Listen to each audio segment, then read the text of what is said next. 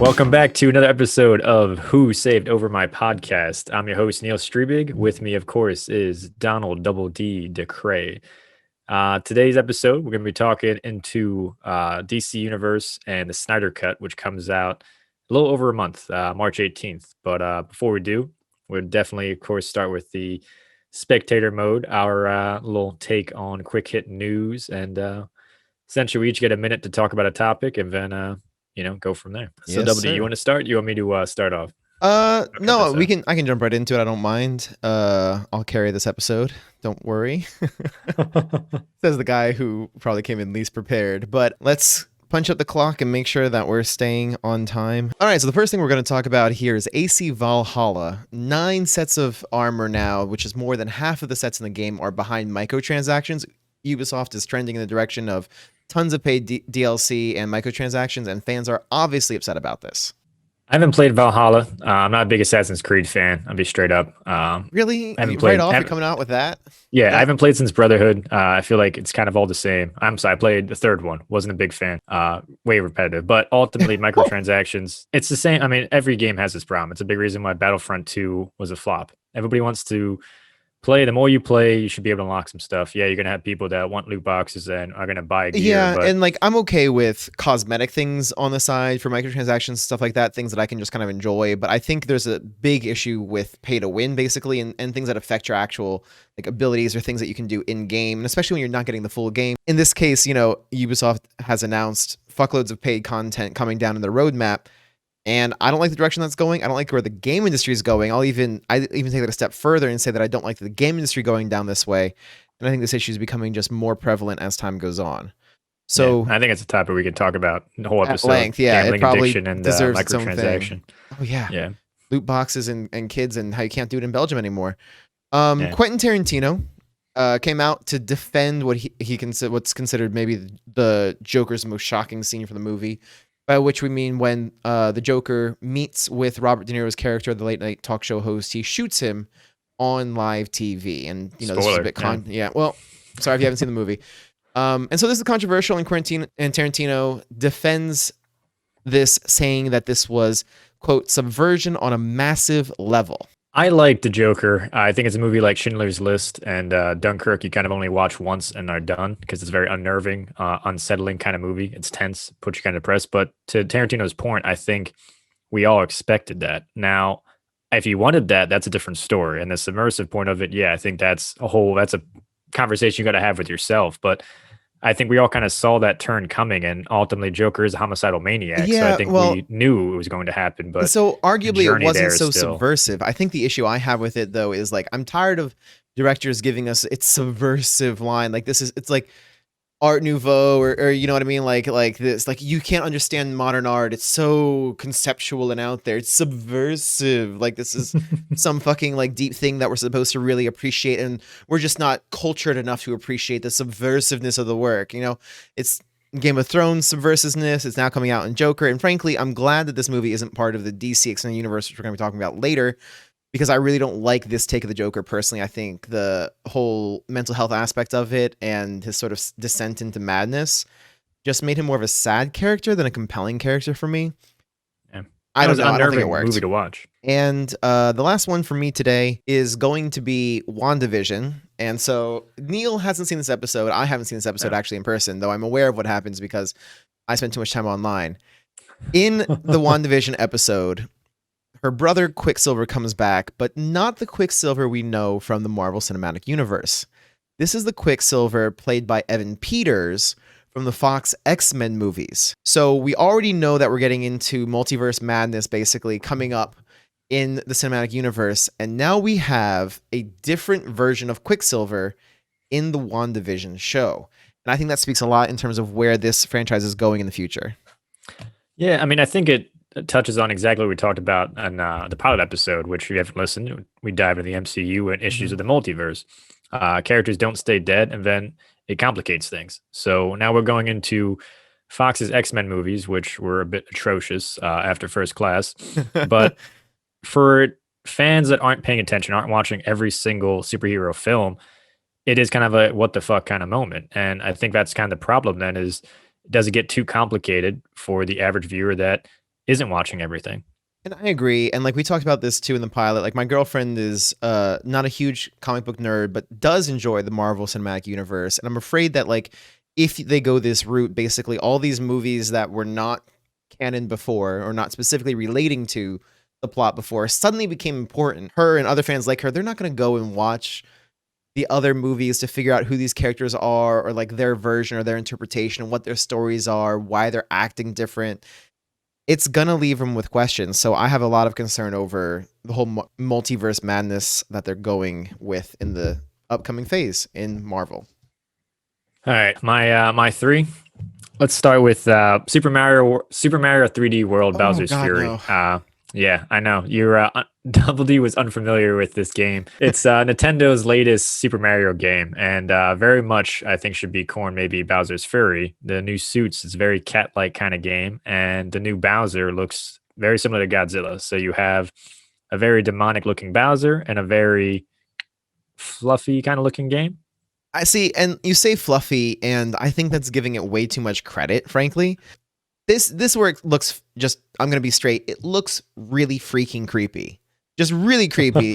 Every one of these cat suits, even in the preview photos, there's these little rats running around and Luigi crawling around on all fours. If you haven't seen it in his cat suit, he's just like it's so I don't know. It seems so cringe. Why? Yeah.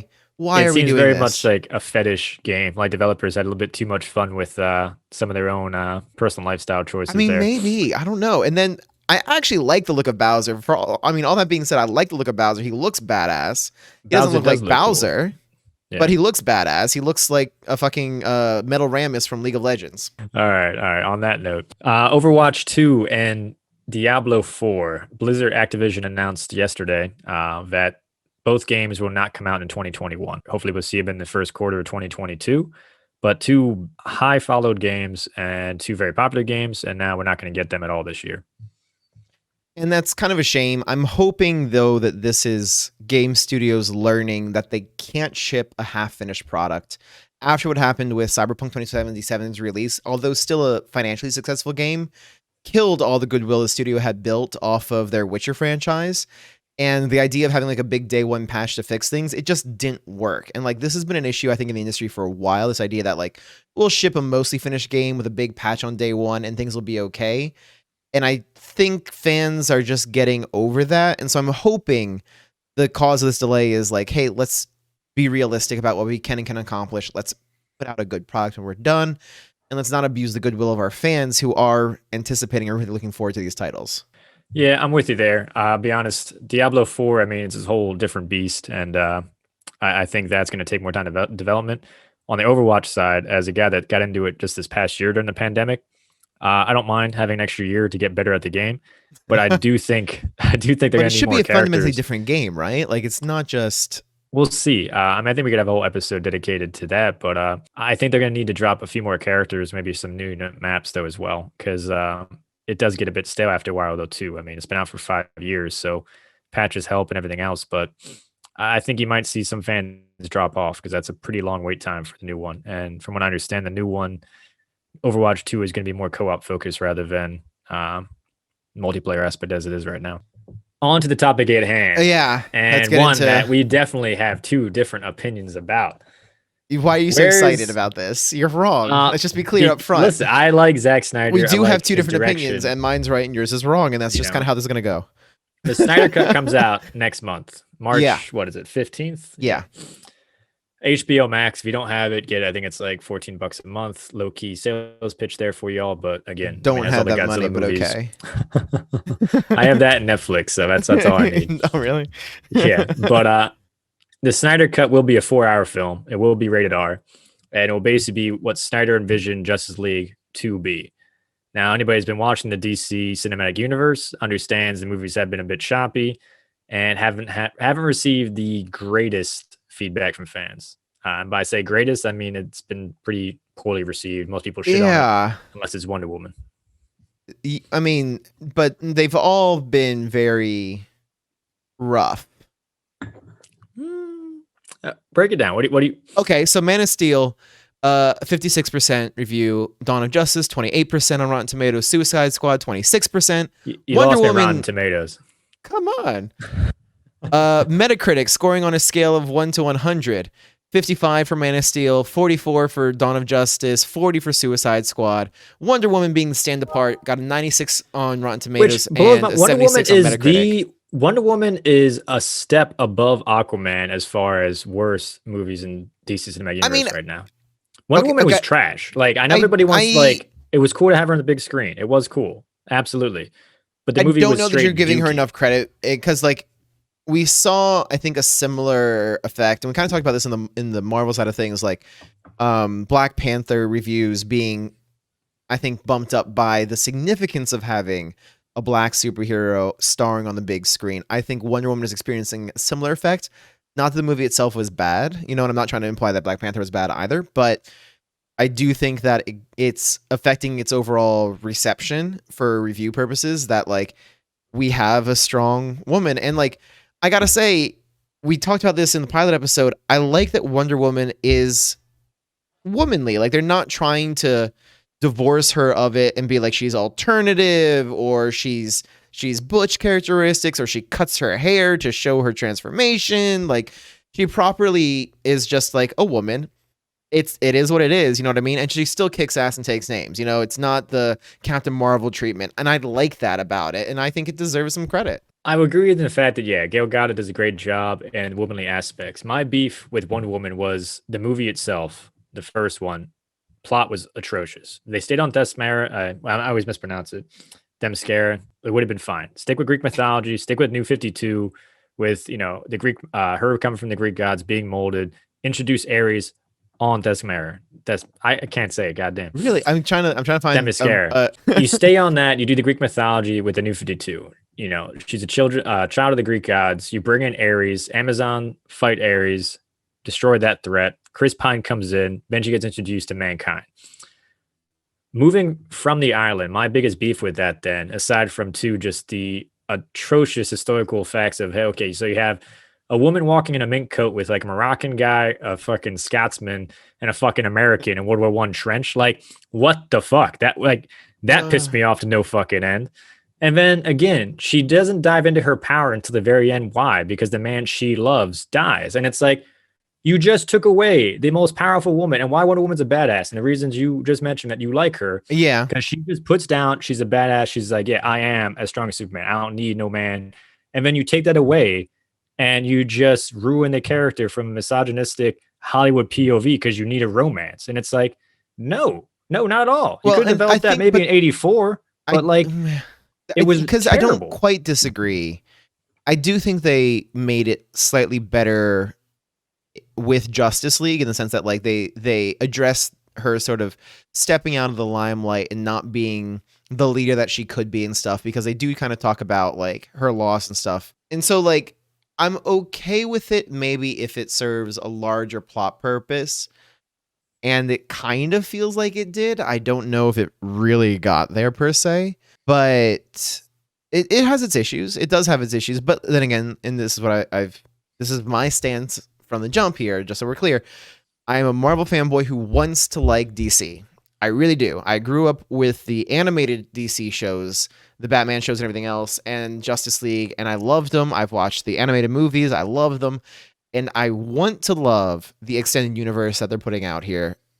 And I can't get into it, because I think they're doing a shit job of it all around. And coming back to our original point, I don't think the Snyder Cut is going to save it. Why do you think it's going to save it? Do you think it's going to be too long? Do you think... Well, hold on. Let's start back with Man of Steel. Let's start from the jump. When okay. Zack Snyder got a hold of DC. Yeah. First kind of DC movie in this whole thing. Starts it off. What's your beef with Man of Steel?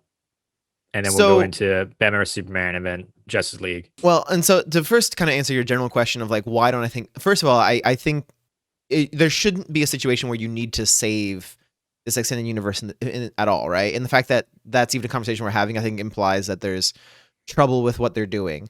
Second of all, I don't think they did a good job of building their universe. Like, compared to the Marvel Cinematic Universe, they really took their time getting into the mashup of everything, introducing all the characters, helping us build connections with them. And like in the middle of their intro to, Justice League, you've got Suicide Squad thrown in there, which doesn't relate to anything as far as I can tell regarding the overarching story they're trying to build or the overarching universe they're creating. Man of Steel comes out, and I think it came out too strong for me, might be the issue. And by which I mean, they jump right in, and they're going up against one of his sort of iconic villains here with General Zod. Yeah, with Zod. And like, I wish they had saved him for something else and not like an intro, because it also, I think, comes back to the issue of the power scale that we're introducing. Like, how strong are the threats we're facing in general in these movies and stuff like that? And like, where do we go from here? Issues that I think we're also going to see with Captain Marvel, because she's so overpoweredly strong. Like, how do you present a threat to her that's going to be relevant to the other Avengers, because she's just so dramatically stronger than most of them? I think arguably only, Doctor Strange could hang. So we start with Zod. And I like that they're looking at this from the realistic side of things. Like, I do like that they're pursuing, and like in Zack Snyder's going for like the darker universe and stuff to differentiate from the Marvel stuff. But like, it feels a lot like a Marvel knockoff. Like, wow. let's there was nothing Marvel about Man of Steel, man. And that's my point, though. They basically were like, what does Marvel do? And let's do the opposite of that. But they should, because instead DC of this characters being happy-go-lucky and like the heroes are great paragons of goodness and stuff like that, let's just do the opposite of that. And it feels like, see, this is where you're wrong, man. I feel like this detracts from it, though, because it doesn't let it be its own thing. Like, the Marvel characters in the cinematic universe are kind of their own unique version of the characters. We can see the inspiration from the comics. They definitely pay homage to the comics in lots of ways. But at the same time, I'm pretty sure Fat Thor wasn't a thing in the comics. I tried to find it. I didn't. I could be wrong, and someone please prove me wrong. But like, that's a distinctly cinematic universe version of Thor, because it fits with the cinematic universe Thor in general. Like, it's its own version. It's its own thing. Nice. And then like, these characters are just like, let's just not be Marvel. No, see, all right, I disagree with that. I do think Marvel does a good job as far as, yes, creating the MCU and maybe having an overall better plan. And we'll get to, the DCU and where things went astray with Justice League and that plan I'm talking about. But Man of Steel, I'm the biggest Superman hater. Like, I fucking hate Superman. I know. He's a trash bag. He has no business. Like, I'm with Lex Luthor, man. I was like, I don't trust his ass. Like, I want to see a human kick his ass. But like, hey, I also respect Luthor in the fact of like, he's trying to put on for human race. You like Jesse Eisner's Lex Luthor? Eisenberg, yeah. I think he does a good job, but we'll get to that in Batman versus Superman, because they introduced Lex Luthor very well in Batman versus Superman. And with Zod, what you get is a human element, and you set Superman up to either be a hero or a villain. And then you get Batman's point of view of him in Batman versus Superman. But my point with that hero versus villain part of Zod, yes, is structured for Krypton. He's like, I got to put on for Krypton. This is my role. Superman is still trying to discover himself. He's basically an orphan, and he doesn't need to help out planet Earth. That's my biggest beef with Superman. He doesn't need to help out planet Earth. He takes us as charity cases. He's like, I guess I'll help you guys out. Like, fuck you, man. Like, I'll take Bruce Wayne and let Batman like save our day. And same thing with Hal Jordan in The Flash. Like, and that's I think what we see then at the end of Man of Steel, when he has to kill. It sets him up then too of like, okay, now he has a taste of like actually killing. He goes the way of like, I need to actually do this to save humanity. So now he pities us, but also if he has that turn, he's already killed once. So it's like he can make that turn a lot easier than he's pushed to the limit. And the only thing that really makes Superman humane in the comics and everything else is Lois. And we'll get to this exactly. And that's exactly where Zack Snyder was going with Justice League, and the pivotal moment then too of how important is Lois to his humanity and him actually saying like, I need to be your guy's savior. And so I really thought they were angling for Justice League Dark, like Dark Justice stuff, basically. You know what I mean? Like really early on, because even when we get to the Justice League movie, they're already mentioning Apocalypse. You know what I mean? Like that's discussed in there. And like, if it seems like they were going in that direction very quickly. And again, like, it's the pacing is off for me, man. Like, Zod is a phenomenal villain, and it's interesting. I don't know if you are aware of the interview that was done with Goyer about why they chose Zod for the villain, but he specifically said I'm sorry, Snyder said Zod is not only one of Superman's most formidable enemies, but one of the most significant because he has insights into Superman that others don't. And that's going along with what you're talking about, and sort of the way that, because Zod and him share a background and stuff, and the way they can sort of like look at his humanity or lack thereof. You know, it's interesting you picked up on that, because that's definitely something that they were considering, you know, Snyder was considering when they made the movie. It creates a level of depth, and that's exactly, for as omnipotent as DC characters are, like Wonder Woman, Superman, even Green Lantern to a large degree, they have a much more human element than Marvel characters. And that's why I disagree with you as far as going opposite. I think DC's in the right track by going opposite. I don't want to watch a Disneyfied superhero movie. I want to see the dark grittiness that DC has behind all of these characters. I mean, even Green Lantern, one of his biggest nemesis was Sinestro. Yes, it was an old lantern, was a friend. And then his love is Star Sapphire. Like, Carol Ferris becomes one of his greatest enemies. Yeah. Like, there's a very human element to all these DC characters, despite how powerful they are. And we've touched Superman's on that very tough to get to, but Superman's very tough to get to. When they did a Man of Steel, and again, huge Superman hater, I love Man of Steel. That makes me relate to Superman. I think the reasons you love it are the reasons I hate it. Maybe because you are a hater from the jump. I think you like the fact that they approach Superman in a different way, and he's not a Boy Scout in this. Right, and I think that's why you like that's why you don't like him typically, and that's why you do like him in this. And for my 2 cents, like, the reason they made that decision, I think, was just to be not Marvel, and I don't think that's doing the character justice. Like, I'm curious how many of the decisions they've made were because the Marvel Cinematic Universe existed, and I don't think they had their legs before they kind of rushed into some of the things that they did. Is my take. Right? Because, so let's move on real quick then. Like, so Man of Steel, we see differently, obviously, how Superman's portrayed. I agree he's been humanized a lot, and I agree that we're also looking at some of the darker elements of his persona and, like, how easy it is for him to kill if he wants to. And we've seen that in, I think, other media where he talks about, like, I'm constantly holding back. Again, those classic animated shows, Animated Justice League, he's talking about, I'm always holding back in a world, everything's glass. I'm always, but you can take it. And I still remember him going Doomsday off. shows up. Yeah. And he starts like letting loose, and he starts talking about how he's actually enjoying the fight because he's able to fight with his full strength, or more of his strength at least, instead of always with the fucking kitty gloves on. Right. So I do like that we got that look into him, but then we move into Batman vs. Superman: Dawn of Justice, right? Which is a fucking marathon of a movie. It's a 3-hour goddamn movie. A lot of Zack Snyder films are, though. I mean, Watchmen, even Sucker Punch was a pretty how long long is this movie going to be, right? Well, it's the whole the Snyder Cut is going to be what? In that defense, though, I mean, 4 you're talking hours? about 4 hours? Yeah, you're talking about a whole movie basically having minimal edits. So I mean, but they're doubling the runtime, I think, aren't they? Yeah, and listen, I'll get to the point of why I think that's important, because we're not quite there on Justice League yet. But it's gritty and dark, and it's so depressing for 4 hours. Like, come on, man. Justice League was a very choppy movie, and you could tell there was too many hands in the pot. You could tell it was like Snyder's cut, it was Abrams' cut, it was so-and-so's cut. It's an inconsistent movie, and there is good elements there. So you have like 10, 15 minutes of like, hey, this is some really good stuff. And then it just turns style-wise, like narrative-wise. It's very choppy, and it isn't fluent by any means. And I have some of my favorite moments from the Justice League movie. Batman quipping, something is definitely bleeding when he gets knocked over by, like, really Batman with quippy one-liners? That's really Batman. There was a few too many one-liners. Did you also notice there was a tiger roar when a bomb exploded? No, I did not notice that. There was a moment where in the opening sequence, Wonder Woman takes this bomb, throws it out the window, and when it goes, and there's like rah, rah, rah, like some tiger roar sound effect layered over the exploding of the bomb. I'm like, what the hell is this? Why am I hearing this right now? And then even Aquaman's intro is like, look, I'm going underwater. It's not a great movie. I'm not defending this as a great movie. I think the Snyder Cut will be great, but again, it'll be great because elements stay. I'm so excited to see.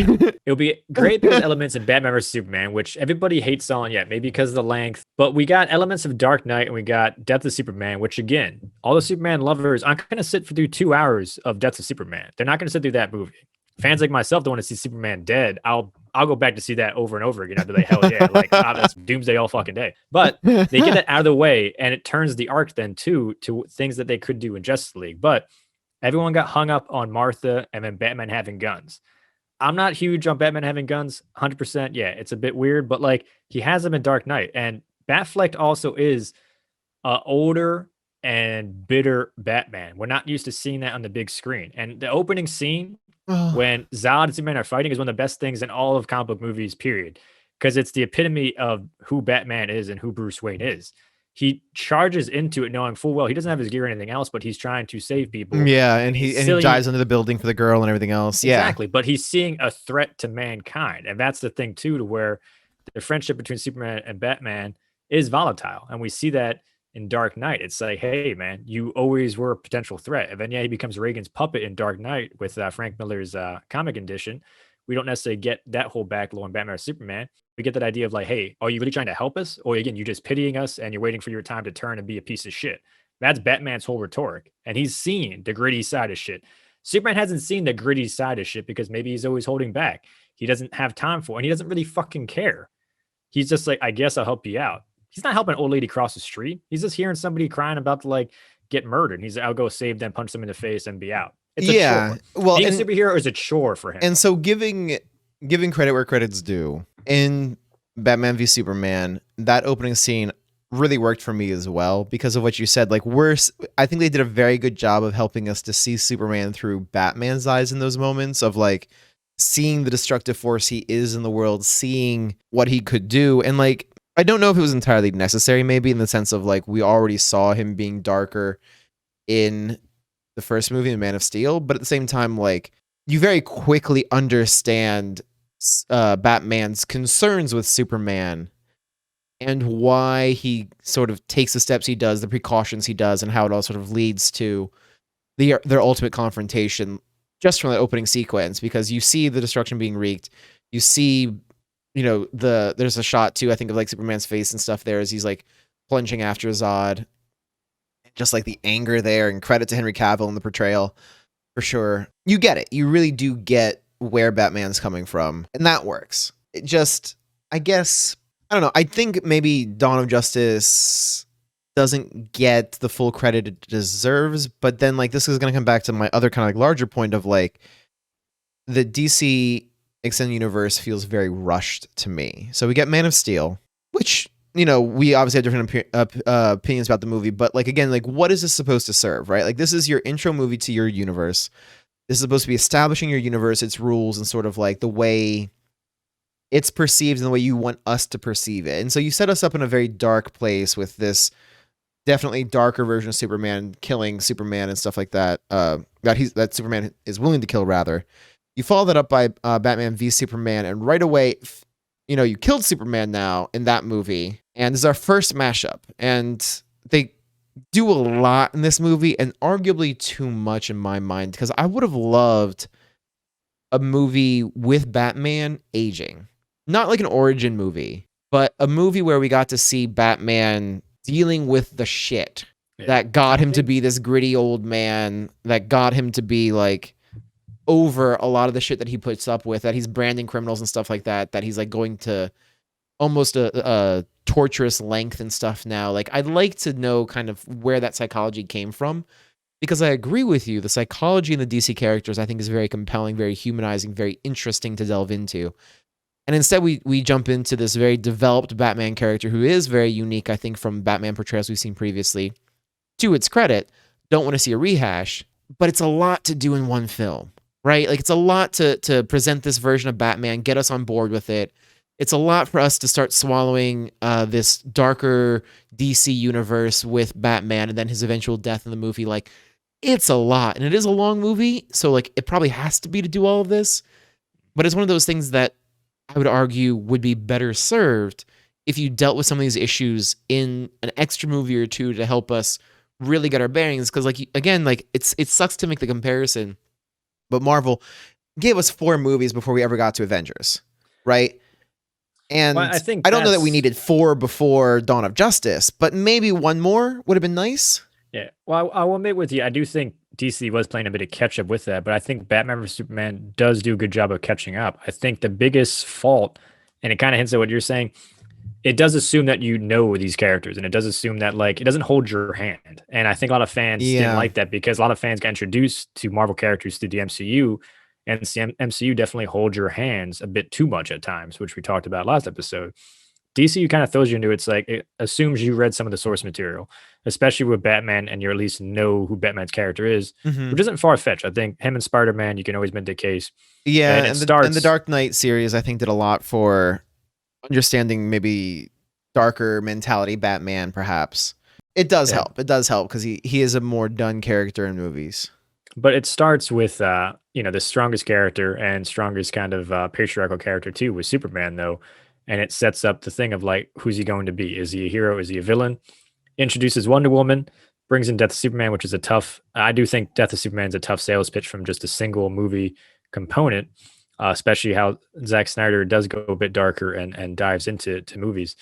And he does do a good job with source material too. I mean, Watchmen was basically scene for scene with Yeah, the comic, sure. and he directs movies as a fan in a lot of ways. Not like Bryan Singer's X-Men, but he does it and does justice with the source material. And I think with this, a lot of fans weren't familiar with it. We're expecting a bit more of MCU being, hands held. And then they get hung up on like the CGI with Doomsday and stuff. And it's like, yeah, he looked a bit more like a Ninja Turtle, whatever. But it serves its purpose. You know what I mean? He I kills mean, Superman, and then we're set up now of like, where does it go? And now Batman realizes, like, hey, we need someone like Wonder Woman. It also establishes Wonder Woman's strength, which made me mad with this solo spinoff of Wonder Woman, and then kind of downplaying how strong she is. And again, she don't need no man. But in her first film, she apparently needs a man. I mean, Wonder Woman 84, she also still is in love with a man. It's just like you're ruining the character. Is it New 52 or is it like old school? They go back and forth with tropes. It drives me crazy. But yeah, we either talked way, about that it too. sets up Batman then being like, hey, we needed someone like Superman. I was wrong. We need a team because there's a lot bigger shit coming, and this is just the beginning. And so, and in terms of like selling us on the idea that like a team is needed despite living in this world of supremely powerful beings, because like they're like Batman, at least in Justice League, gets a lot of flack Oh, for being unpowered. It's like, what's your power? I'm a billionaire. he's Okay. a super genius, man. He's been through some shit, man. I mean, But and that's it part also of sets up Lex my Luthor in Batman versus Superman, which we did miss. It sets up yeah. Lex Luthor and his role, which is kind of the opposite coin of Batman, of like, okay, yeah, putting down for human race, but he's not bending the knee to Superman. Well, if I Yeah. remember correctly, too, like Luthor was aware of Batman and Superman as Bruce Wayne and Clark Kent before Bruce Wayne was, and that kind of bothered me because, like, I accept Luthor is very intelligent, but in my mind, Bruce Wayne Batman is the great detective, like figuring out those secret identities, figuring out people's weaknesses. That's his thing. Lex Luthor was always in some ways maybe higher minded because he was looking more towards like societal things, like what is justice in our society, who holds power, what is power, and like not that he wasn't incredibly smart, but like his interests were fundamentally different from Bruce Wayne's. And again, like that sort of distinction between the two characters of like you're both given these great gifts of intellect, and what do you focus them towards? And Bruce Wayne applies that for you know crime solving and hopefully for the greater good in that fashion. And then he's still Lex Luthor is still doing it for, and I think in his mind maybe the greater good, but he approaches it from a very fundamentally different angle. Well, he wants to be the face that saves humanity. He doesn't believe Superman and Alien should be the ones to save humanity. He wants a human to do it. Specifically, he wants himself to do it. There's a good on HBO Max, actually. I think it's on the DC Universe app as well. It's a documentary on comic book villains. And one of the writers for Superman mentions how Lex Luthor could have beaten Superman plenty of times with his super suit and everything else if you just put a helmet on.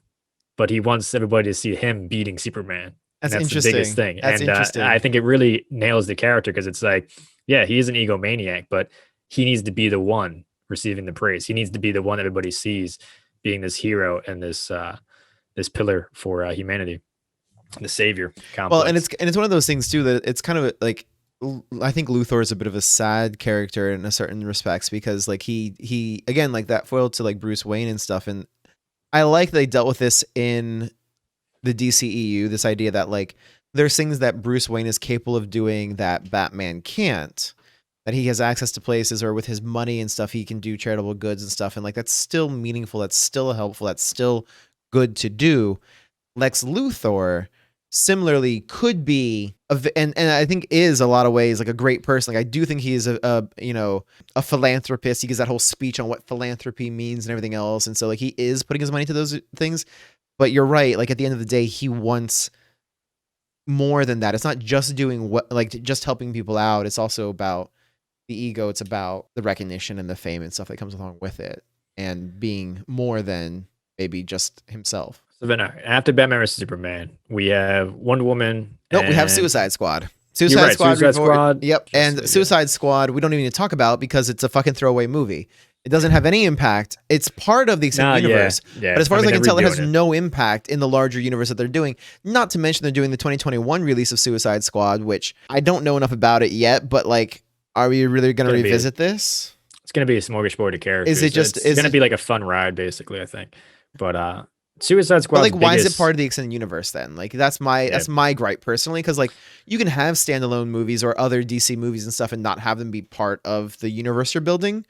But again, if you're gonna put it in the same universe, it better fit into the overarching plot lines. You know what I mean? And it doesn't. It doesn't.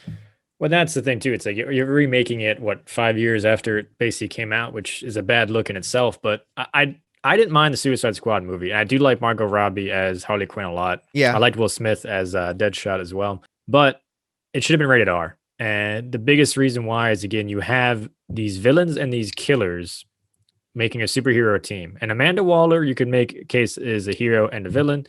She's a polarizing personality, which, you know, is a great character in the comics. Mm-hmm. But ultimately, she's holding over, you know, all the villains' head, everybody in the Suicide Squad, the bomb in their head of like, hey, if you don't do what I'm telling you, you're going to die, and you deserve to die because you're a killer.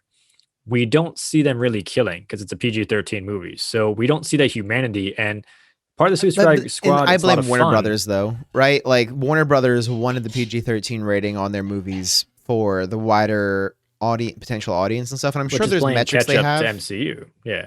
Which like I think is part of the problem. Yeah. I agree. But like, I'm sure there's metrics behind like how much PG-13 movies gross versus R movies because of the difference in audience. But at the same time, like DC movies, DC Universe caters, I think, to R stuff, generally speaking. If you want to be different, go for the R rating. Like, you're still going to be very, very successful, I think, if you do that. No, I'm with you. I think we've seen it with watering it down for the bottom line is bullshit. Yeah, but again, Suicide Squad is a fun ride because you have the comedy and a slapstick gang of characters basically coming together, all different personalities, but you need to see the viciousness of the personalities and their powers for that humanity to come in, because even though they're killing and they're in this predicament because they're killers and they're still killing the quote unquote bad guys, they kind of realize of like, hey, yeah, like we deserve retribution for it. We kind of deserve to die because of what we're doing. But our fate is now being controlled by a kind of piece of shit human being in Amanda Waller who thinks we aren't savable, we aren't salvageable, we're just expendable. And that's the conflict. And I think that's what makes Suicide Squad so great in the comic books and would have been great in the movie with an R rating. It's like they're still a human life. Like they're doing good work. They're saving humanity in a lot of ways. But Amanda Waller still thinks they deserve to die. And until they basically die of old age or die in, you know, mission, that's their fate. Well, and I kind of wish we got more of Amanda Waller's character developed as well, because her in like Project, is it Cadmus? Marvel, and we mentioned the first episode. I do like the casting of DC. I do think they pick a lot of good characters and actors and actresses for these characters. And it is tough that when you see a movie that is a throwaway, or then we get to Justice League and it is just a hogmash of what the fuck is going on. And so here's what I'll say about Amanda Waller and Cadmus and how this movie I think could have been integrated into the extended universe is Amanda Waller, one of her big things is she is the head of the Project Cadmus, which is specifically made as a secret division of the US government to counter metahumans. Like, because of the Justice League being what it is, being so powerful, they specifically, like the US government creates Cadmus to figure out how can we fight metahumans, and that becomes Waller's role.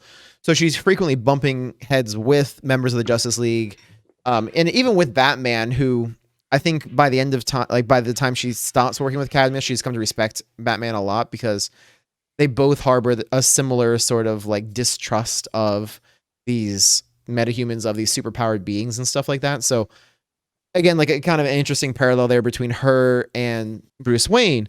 They could have led into that. They could have at least teased Project Cadmus and teased the idea that like people are concerned besides just Bruce Wayne are concerned with superhumans and stuff like that. And Cadmus doesn't need to be created in this episode, but we see that, hey, it's trending that way. And once you get Project Cadmus in there, you open up a ton of storylines as well that relate to that. And at the end credits of Suicide Squad, though, didn't they introduce Batfleck at the end? And he drops the portfolio or the dossier, I think on Superman or Lex Luthor. I forget. It's been a while since I've seen it. He does drop a dossier on Amanda Waller's desk at the end of the movie, at the end credit scene. So they do link it in there, but I would disagree. I do think Amanda Waller doesn't. I think she wants to kill Batman more than anything else because he's a vigilante. And ultimately, again, too, she is a military person by, trade and professionally. And this, again, he works outside the law. Even though she's controlling the lives of, 6 super criminals, it's still under the military and the government control. So in her eyes, it's the right way to do things. Which again, she's a very polarizing character. Like you can make a great case that she's a hero, and to the point of Lex Luthor is actually saving humanity more than anybody else. Where you make the case that she's a villain and just completely deplorable person. So I'm quickly looking at what this is, and I think you've kind of got it backwards in the sense that she gives him a file. Wayne is looking for, I'm looking at, here's like a summary quick, but Wayne is looking for information on individuals with superhuman abilities. Waller hands over some files, but only as leverage for Bruce to help cover up the Suicide Squad and Enchantress shit. So when we get to the Justice League movie, I guess this is how this plays in a little bit. And so maybe I didn't give it the credit because this is an after credit scene and I'm not, I really wasn't thinking about it when I made my comments. She's the one who gives Bruce the information about the people that he then goes to recruit in Justice League. Aquaman, Flash, like that's in there. And Bruce does make a comment that he's not the only one with a secret. If she doesn't shut it down, then someone else will do it for her. So he's definitely referencing, I think, what'll grow into becoming Cadmus eventually. So I guess it was there. And I missed it because it was an after credit scene. And then let me update my criticism to say that it should have been more central and like less of a tease than it was, because I didn't pick up on it. Yeah, no, to your point, I mean, it should have been a bit more linear in approach there, trying to just wait until the end. But and again, I think if the movies are, you have an entertaining movie and then it links and connects at the end, which we see quite a few movies do. I mean, you can make the same case with Ant-Man. Ant-Man's kind of standalone in MCU and then connects at the end and some minor tweaks maybe in the storyline. But this and Suicide Squad wasn't a great movie to really hook you in and then carry the weight then of an end credit scene to be like, yeah, I'm on board with all of this. I would definitely agree with you there. But yeah, we get Wonder Woman then after this, which I think is just a fucking trash pile, flaming dookie. Same thing in Wonder Woman 84. I think both movies could have been so much fucking better. Just trash. I hate that people are just like, Wonder Woman was great. It's arguably the worst movie in the DC universe, and people just don't want to admit it because it's like, yeah, are you happy that we have a strong female character lead in the movie, or are you actually wanting a good film that portrays the character in the correct light? I don't feel Wonder Woman does that. I think it waters shit down, and again, he's kind of patronizing in a lot of ways the character by having her love for Chris Pine being the thing that gets her over the hump to tap into her inner potential. I think that's the most disgusting, repulsive way to approach the character. And I think it's idiotic for anybody to be like, I love that movie. Yeah. Like you're missing the fucking point. I don't entirely disagree. Right. Like I said, like I liked the fact that they let her keep her feminine elements, because one of my criticisms, at least with the Marvel universe, is, Captain Marvel cuts her hair and stuff like that, and shave your head and stuff. I think the only character that really embraces her femininity and is still a badass is Scarlet Witch, probably, right? But even then, it's kind of a done trope of like, oh, I'm the sexy assassin. I can get men to expose themselves to me and da-da-da-da-da. A Black Widow? Yeah. No, you said Scarlet Witch. Did I say Scarlet Witch? I'm a dumbass. I'm in Black Widow. Yeah. Freudian slip. I know what you were jerking off to.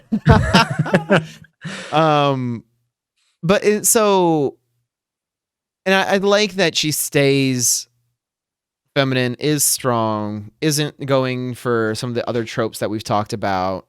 and is just, just a woman who kicks ass. Because honestly, that's a lot of male characters. They're just dudes who kick ass. They don't have to play up their butchiness or their masculinity or how macho they are. They don't have to undergo some, haircut scene to show that they're, new people or whatever. They come out in a suit or something, right? Like, hey, I'm in a suit now. I got my shit together. I will agree. I'm disappointed in Chris Pine's character and the way, not the character, I should say, but the way he was used to move the story. That was a letdown. Yeah, it's the introduction of the character that is brutal. And I think, again, if you stay with Greek mythology, and it is a bit like Thor and it introduces the Norse mythology, but it gives you a solid plot line to introduce the character, her tapping into things, putting on for the Amazons. And then it's like, okay, same letter Superman, mankind's introduced. She has no idea what's going on. And it's like, should I save these people or should I stay on Amazon? Because again, Wonder Woman doesn't need to fight for mankind. She doesn't need to be part of Justice League. She's an Amazon and they come first. And we see that iteration plenty of times in the comic book, but they use the trope of basically a romance and Hollywood romance to carry her over the finish line in the Wonder Woman movie. That's my biggest beef with that movie. And I think it's foolish. And it plays up again in Justice League with Batman and her. And I do think the relationship between Diana and Bruce Wayne is an interesting one. And Bruce certainly has a lot of interesting love interest to begin with. But again, like it's kind of their chemistry and like their connection there that is what ultimately sort of brings her around. When we get to Justice League, though, I think this is kind of where we're like, what the hell? Where's it going with everything? We have, and so it took us a while to get here. To be clear, it took us about an hour to get here.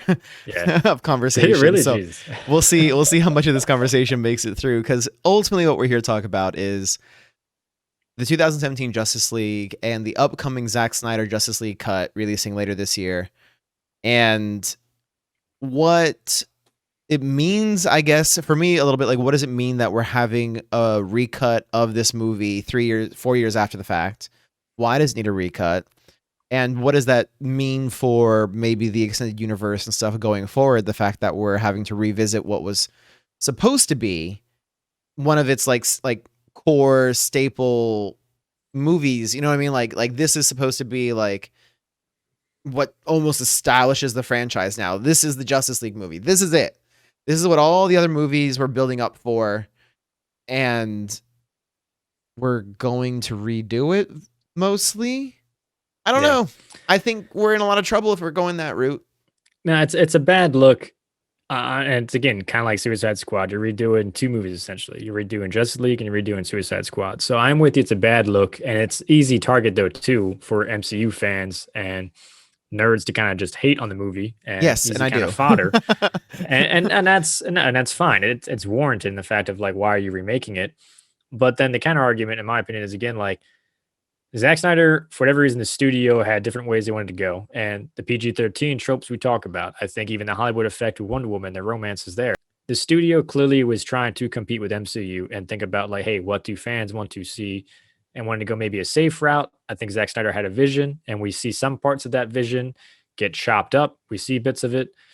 I think if we see the complete Snyder vision of Justice League and essentially what would launch a DC cinematic universe into ultimately their phase 2 and branches out, I'm all for that. Because yes, they were playing catch up, but Man of Steel, Batman vs Superman establishes a clear-cut threat. It establishes then, like, who's this omnipotent presence? What happens if Superman turns? Now, Justice League, Snyder Cut, we're going to see a 4-hour movie with basically Batman, the nightmare scenario of Superman turning. We have hints from Comic-Con hinting at Lois dying, and we see that turn. We talked about how Superman, his only connection to humanity is Lois. So with her gone, what happens? We have hints of time travel with Cyborg, and then we get more about, the boom tube and the mother boxes and the role they play. That's kind of just... Oh, yeah. It seems like it's quickly moving towards a dark side and then dark justice direction. But again, would be all phenomenal. those elements were there, but we didn't get to see that in Justice League. So if Steppenwolf, take him or leave him as a character, introduces, again, the multiverse idea of time travel, again, the idea of mother boxes, it really presents how Cyborg is a bit of the pendulum between kind of time travel and, again, with Darkseid and Apocalypse and his role being able to connect to these different dimensions. Okay, wait, pause. Before we run away from this moment here in time, what the fuck is his name? Cyborg, No, the dark guy. Darkseid, Darkseid, That's the Darkseid. question, because I always say dark side and you always say dark seed, and this is Yeah. bothering the fuck out of me now. Because I want to know what his name is. How do you say his name really? Really? There We have has to to be a right find. way. There has to be a right way. We have to ask Jack Kirby. We gotta ask somebody, because this is gonna drive me absolutely mad otherwise. But I mean, he's an omnipotent threat for sure. But always a threat though too, to where you need to just lead to combat him, and you need Superman specifically who can go toe to toe with him. Nobody else can really go toe to toe with him. Yeah. And that's again to where we have this arc then of what happens if Superman goes dark, and we have this threat. And there's a Comic-Con panel to where Snyder basically talks about how Cyborg explains to Batman how the nightmare vision he sees did happen, and it was basically one of two portals he could send him back to. And he explains then to Batman, and Batman asks him like, "Hey, which one did you send me into the first time?" He's like, "Oh, this is the one that had that vision you had with Superman, and she went awry." He's like, "Well, send me in the other one then." And in that panel too, he explains kind of the Earth axis, and you can only go in 2 points in time because the Earth kind of moves, which gets a bit kind of nerdy and tropey and whatnot too. But it establishes an idea of time travel, and again, DC's universe, and you have these cosmic heroes and villains. I think it's worthwhile to at least establish that. And if we get 4 hours to catch up to speed with what took Marvel 12, 15 movies to do, Yeah. I'm all for it. And that's why I do think the Snyder Cut will basically bring fans back. And I do think being HBO Max rather than a theatrical release is the best thing for it. Because exactly the point we talked about last episode, how many views did Wonder Woman 84 get? That many eyeballs is a lot of eyeballs to change A opinion. fucking insane amount. According to numbers released by HBO, but yeah. Well, and so I guess one thing that I want to point out too is how successful the movies have been despite, I think, my perceived critical reception, like the way I thought people saw the movies. So in terms of highest grossing film franchises ever, right? Marvel Cinematic Universe tops out at $22 trillion. It's an insane amount. That averages out to a little less than $1 billion per movie. It's 982 million per movie. Which Batman is vs insane. Superman was $1 billion movie though too, which we don't talk about, which is fucking crazy. And so what I was and gonna it's say, like, it's a trash bag movie. Like, it's $1 billion fucking movie. That's a blockbuster. The DC Extended Universe cumulatively is only at 5 trillion, not near the 22, but 5 trillion. But Marvel did it in 23 films. The DC universe is only including 9 at the moment, so their average is $626 billion. Billion or million? $1 million per movie. So if it's 982 for a Marvel movie, 626 for a DC movie, they're still doing really well. Like, let's be clear, they're doing very, very well. And the Marvel numbers are severely helped by a few standout movies, notably like Endgame and Infinity War, skew their numbers up a lot because those were way above and beyond, I think, their average grossing films. And I don't think the DCEU is maybe as far behind in terms of their earning potential as it might seem at first glance. I mean, I think it just comes in again that the perception. We have so many fans that take to Rotten Tomatoes or take to comment boards and bash a movie. And I don't save judgment. I don't get the idea and why nerds feel so. No. And it kind of makes me mad too, because it's the same nerds that will get mad at me for bashing Wonder Woman. Be like, well, why don't you just like it? Why don't you just let someone watch a fucking film and have their own opinion and come up with themselves before you fucking bash it? It's a Star Wars controversy, right? With this? It's a Star Wars controversy with who are the films made for? The episodes 1, 2, and 3 obviously came out later. Jar Jar Binks and all the shit for that. And people talked to George Lucas and he made the point very clearly, the films are for kids. And understandably, there's people who watch the films in the 80s and stuff when they released and have grown up. And so they're expecting stuff that's going to appeal to their tastes now, ignoring the fact that we've got a couple decades of time in between there and cultural shifts. But from his perspective, from Lucas's perspective, these were always meant to be kids' movies. And it's nice that it found its audience, that people got so passionate about it, but that wasn't who it was for. And then again, we see that issue played out again with the new 3 movies.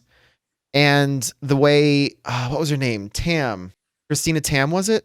and her Oh, the character. in Last Jedi, yeah. Which honestly, like, we can talk about Last Jedi and the sequel Star Wars films, different episode, because I think we do have different opinions on that too, and the takes people have on that is just ridiculous. But So I mean, so I finally got her name, Kelly Marie Tran, not Tam Tran.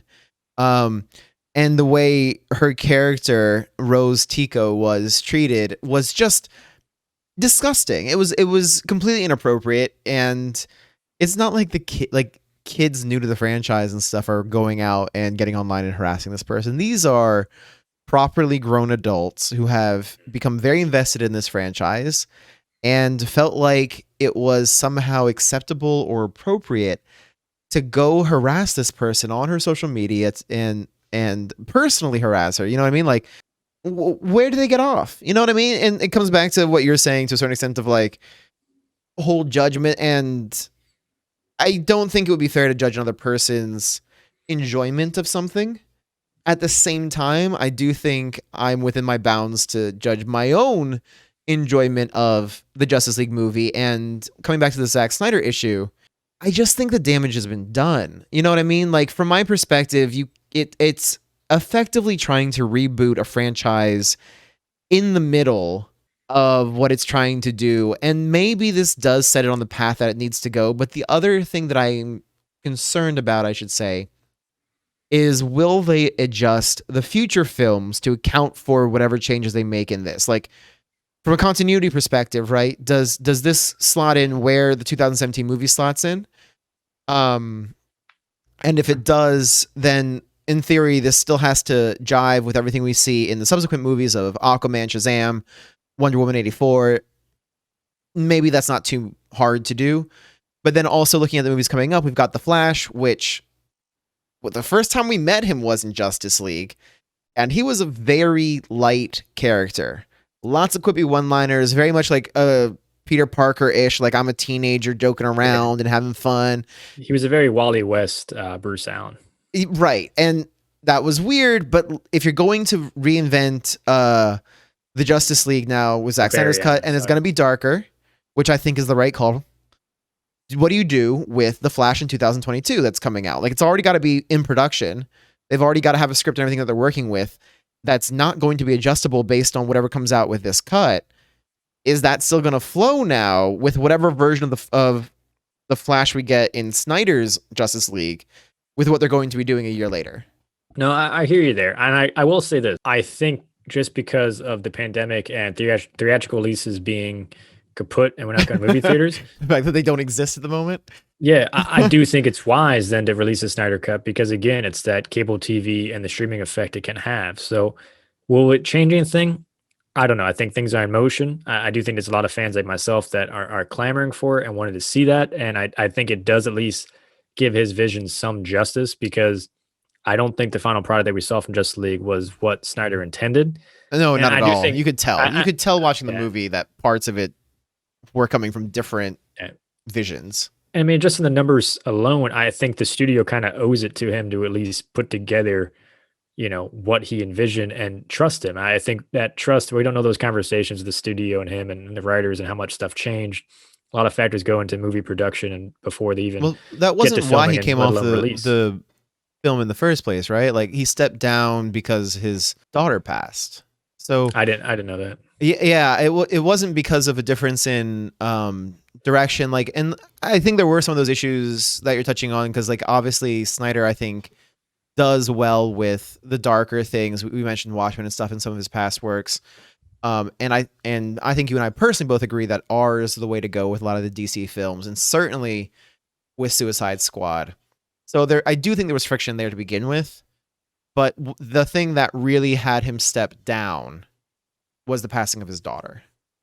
And so they brought in Joss Whedon then to finish everything off and do post and everything for it. And Whedon's coming over. I think he's been working on Marvel stuff, and it sounds like Warner Brothers wanted more Marvel-ish in their movies, and Whedon did that job of delivering that. So, like, I think it was Whedon and Abrams, right?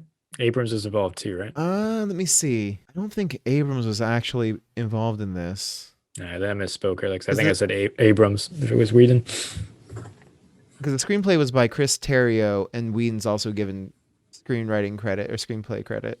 Yeah, but it was just too many hands in the pot for sure. Yeah, and like it just sounds like Warner Brothers. This is not a knock on Whedon's work in the movie, but like it stands out like a sore thumb because Warner Brothers asked him to do something. He did the job well. You can tell which parts he did and see the very different energy in them.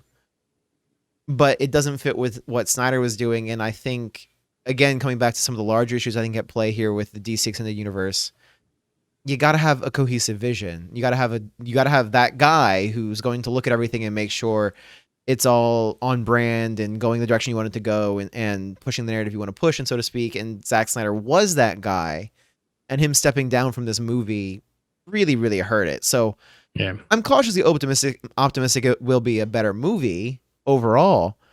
I just don't think it's going to bring people back to the franchise if they've decided to drop it by now. You know what I mean? And Yeah. I don't think like I don't know. You make a good point in terms of like there's not a better time to try doing this with the pandemic and with streaming being what it is.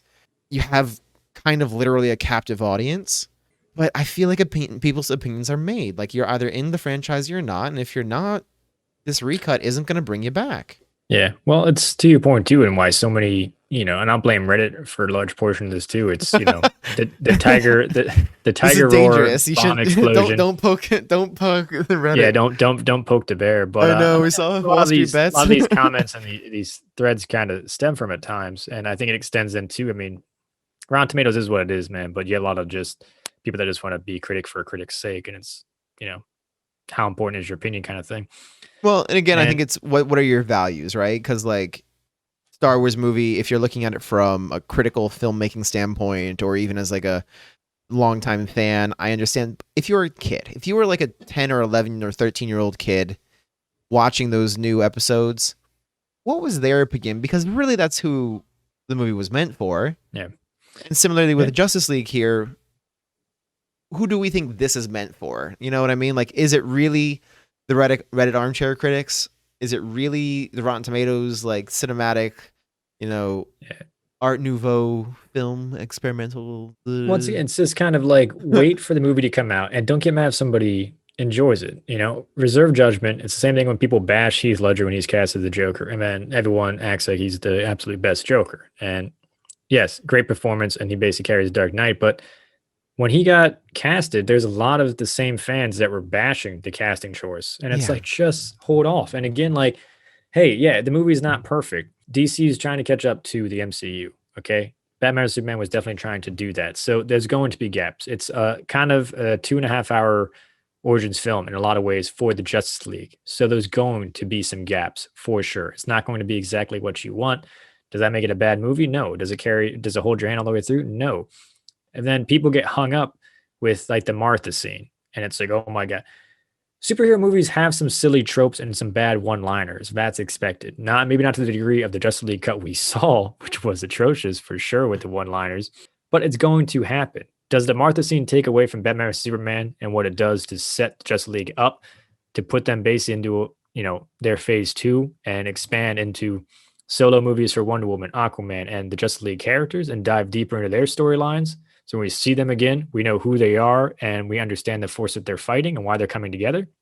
I think it does set the framework and the foundation up for that. We just didn't see that final piece of Justice League executed the way it should have been. Mhm. And unfortunately, Wonder Woman 84 definitely set up the villains better. Not exactly a great Wonder Woman film either. Left me kind of wanting as well. And Aquaman was pretty fucking bad. Well, and I'm looking this up a little bit now. The Black Manta But armor scene, I I'm think was one we're of the worst talking things I've about ever seen. kind of like dead ends and like where things could have gone, so things I didn't know. Didn't realize that the Batman coming out with Pattinson was originally going to be written, directed, and probably starring Ben Affleck as a standalone Batman movie set in this DC extended universe. So I mentioned how I wanted more of that story of like how Batman got to be where we see him in Batman v Superman, and it feels like we were going to get that. Things obviously didn't pan out. It changed hands. Affleck stepped down, and so we are going to still get the movie. We're still getting the Batman movie, but it's being directed by, I forget who now. It took over directing. Reeves, was it? Sure. And we've got Pattinson now taking over Batman. So I don't know how it's going to tie in, but it does seem like my criticism feels valid in the sense that it seems like this was something they were planning to do, and it ended up not materializing. Similarly, Cyborg was going to have a standalone movie that was discussed in April 2014. It got bumped, pushed, and then there was talk about like taking some of his scenes for his character out of Justice League and making those part of his own standalone movie. Also didn't happen. There was a Justice League Part 2 that was discussed with Snyder returning. I wonder how much of the planned Part 2 is going to be incorporated maybe into the Snyder Cut that we're going to see now, because they also reworked the ending and stuff with Whedon to tease like the Injustice League and stuff like that. But let me ask you this. Since you do think fans aren't going to turn back, then if fans don't get turned on by the Snyder Cut and stay a bit venomous and critical of the DC cinematic universe, where does that lead them? Where do they go from here? Because Wonder Woman 84 was not well received. Aquaman was a bit of a train wreck in itself. So then you're basically left with Suicide Squad to bring everything back, and that might just be a fun ride. Well, and so I think, how do I put it? And maybe this is where, again, I have to acknowledge the difference between like the way we perceive things and the way things might be perceived by other people. Because when you look at the numbers, the reception and stuff, you're right. Like the Rotten Tomatoes, the Metacritic and stuff paints a certain picture. Aquaman, for all the hate you're throwing its way, was the top grossing film of the franchise. Top grossing film of the franchise overall, and not by like a little bit. It cracked the 1 billion mark. It was $1.1 billion, followed by Dawn of Justice at $873 million. So maybe there's a niche here which I'm not a part of and not seeing that can be appealed to. Because if you look at the numbers in terms of the way the films gross in general, they do seem to be trending. So Batman v Superman. Batman v Superman did very well. So yeah, so we start with Man of Steel. Batman v Superman, we spike up, we come down a little bit, and then we go up again, and then we start falling off with Shazam and Birds of Prey. Both fell off pretty hard. Yeah, Birds of Prey wasn't all that good. Shazam wasn't bad. I wasn't in love with that. Shazam, I feel like but like, I think Shazam shows the issues that are present in the DCEU, because Aquaman came out, Shazam followed shortly after. Aquaman did phenomenally, and Shazam bombed in the box office, despite being, I think, a rather good movie overall. I think we're gonna have to talk about the DC animated universe on different show for sure, because they've had great success and been able to pull a lot of great things together and had kind of their own end game with Apocalypse War, Justice League Dark, the second one. I just don't know how they can't recreate the magic of the animated universe with the live action stuff they're doing. I don't understand. Yeah. No, I agree there, and a lot of the animated movies are taking direct source material, like Justice League Doom. Mm-hmm. It's the Tower of Babel storyline with Justice League, and they basically take it, definitely different topic for different episode. On a kind of a closing note with Zack Snyder, I think we'll have to come back around when you finally do watch the Snyder Cut, which I assume might not be until the end of the year, and you're going to probably watch it in increments, 20 minutes at a time or an hour at a time, a 4-day stretch. Yeah, I'll put it on when I'm grading papers or something. But if it doesn't have even the numbers that Wonder Woman had streaming wise, do you think we're going to see just a lot of remakes for them, like Suicide Squad, or a rehash of Wonder Woman's character in 5 years time, or even Wonder Woman 3 and how they're doing things? I mean, what do you really expect from DC to go from here if the Snyder Cut is as poorly received as Justice League was, or Batman? Well, so let me address maybe like made. two different scenarios that I think are realistic and both problematic. Let's address the scenario that the Snyder Justice League is well received. And I touched on this earlier, and I'm not going to go too long into it again, but basically it's well received, but might be in stark contrast to the tone of the upcoming movies, which we have slated out. We've got Flash, we've got Aquaman 2, we've got Shazam, we've got Black Adam. We've got another 4 movies planned, not counting Suicide Squad, because I'm not quite sure how that might fit into the EU overall story. I'm worried that Snyder's Justice League is going to be a departure. I'm hoping that those other movies were written anticipating the Snyder version of Justice League, and maybe they'll actually be better for it. And in that sense, let's say the Snyder cut is better received, if the subsequent movies keep with the Snyder vision of the DC EU, I think there's a good chance that it could breathe new life into the franchise overall. If they don't keep with it, it's going to stand out like a sore thumb in whatever they're trying to do, and it's going to create, I think, more confusion among fans and people trying to get into this, because you're going to have the two versions of Justice League, one of which is going to be canon to the overall storyline, and one of which is going to be not. And I think it's going to present issues. But then let's look at the other scenario that I think is possible, arguably probable. The Snyder Cut comes out. The people already into DC love it because it's what they wanted all along. The people who have moved on from the franchise largely after Justice League and Aquaman came out are done. They're not coming back. The question is, what do you do in that situation with the DC expanded universe? And my response to that would be, stop the movies that are coming out for now, because they're not going to grow into anything on their own. You've kind of shot yourself in the foot with this already, in the same way that you took a pause after the disaster that was Ryan Reynolds' Green Lantern to sort of regroup for Man of Steel, which I thought was a much better starting point for this. Regroup, get your shit together, and then approach this again, but don't jump right into Batman and Superman. I think they're two big names, so to speak, when you have a lot of really, really good characters that you can draw on, especially from the Justice League stuff. Like Martian Manhunter, I think, is bomb and hasn't been addressed enough. You know how I feel about Martian Manhunter. I don't know why. Torch his ass. You know, why I can't stand you feel him. so bad about him? Because I think he's fucking badass. I can't stand him. He's super. Yeah. He's a better version of Superman. But so cancel the movies coming out. Take a year or two and launch using a smaller scale. Start with something more focused. Don't go for Zod from the jump as such I mean, that was a really big villain to tackle as your first villain. And while it was really cool, I think it expanded the future scope a lot, in the same way that, like, after we've gone through Endgame now, we're moving into the multiverse of madness, right? Like, that's what's coming up down the slate next. Like, the scope of the Marvel universe has been forced open because you had a universe-ending threat, or half a universe-ending threat, in the Infinity War saga. And so how do you go bigger than that? Because that's always the attitude. Let's go bigger. Let's go, more whatever, more dangerous, more threatening, more powerful. Start small, build up, get to Justice League after, like, probably 3 movies or so, and let it get its legs. Let the characters develop. Let's take our time getting into things so that we can get a connection with what's going on and grow from there.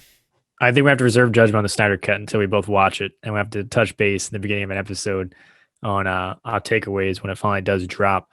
But right now, I mean, what are you watching? What are you reading? What are you playing? Playing. I recently got back into World of Warcraft after many, many years not playing it. I'm getting my ass kicked horribly because I decided. What's your character? It's a. I'm gonna cringe saying this. It's a Blood Elf priest. I played, I had a Blood Elf warrior, so I don't know why they're so Blood Elves are so emo. Just look at all their haircuts. They look like the goth kids from South Park. Look at you. You got it over your eyes right now. Okay. Flock but of Seagulls, this is quarantine haircut Don right here. This is AKA right, Don hasn't been to a hairdresser in months. Yeah, okay, man. And I'm getting my haircut next week after this episode is recorded, so I'm gonna be in a much better place. I know, we'll see, man. Much better place, man. How much poetry, much less hair. It's over my ears, like Jesus. It's in my eyes. I can't do. It's horrible. I hate it. Yeah, but this is the Blood Elf haircut. You're right, and I hate it on me. I hate it on my character. It is what it is. But that's been taking up a lot of my time right now. And in terms of shows, I'm trying to think. But I want to say Log Horizon came back, and ReZero is also doing its next season, which I gotta say has been so far pretty good. I haven't finished second season of ReZero. I started it and got away from it. Still watching Attack on Titan, which we'll do a whole episode on that. Yes, please. I never got into Log Horizon the same I did as Sword Art, but I think it was just because I was watching Sword Art for the first time, the first season, when you told me about it. I do have to track back to that. But WandaVision's my main thing right now. But game-wise, I'm playing Horizon Zero Dawn. I didn't go back and start New Game Plus yet on the Spider-Man. I probably will. But I kind of wanted to get a palate cleanser and started with Horizon Zero Dawn, and I'm liking it. I get kind cleanser? Of yeah. It's in what way? Because it's single player or just different than Spider-Man. I mean, just different than Spider-Man. Because it's between that and Fallen Order, and I had Borderlands 3 in there too to kind of change it up a bit. But Borderlands is a game I can always jump in and jump out of.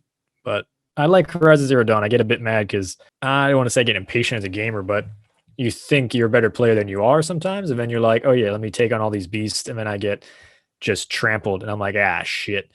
So it forces you to slow down and really take your time and think about what you're doing and precision and whatnot as well. But very Yep. relaxing game. And I think you kind of appreciate the game because it forces you to slow down since you can't kind of just dive in and take out enemies. So in doing that, then you kind of start taking notice of, these skyscrapers that are, dwindled down with time. And you start to notice the little things in the game with like the nature and the wind blowing, the music.